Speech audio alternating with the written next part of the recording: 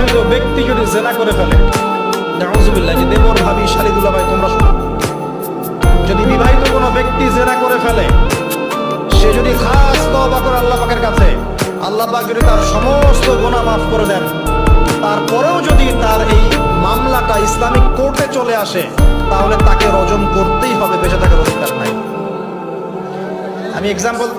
আমি দলিল দিচ্ছি, শোনেন। নবী সাল্লাল্লাহু আলাইহি ওয়াসাল্লামের একজন সাহাবী, মহিলা সাহাবী, তিনি পাপ করে ফেলেছেন। কি করেছেন?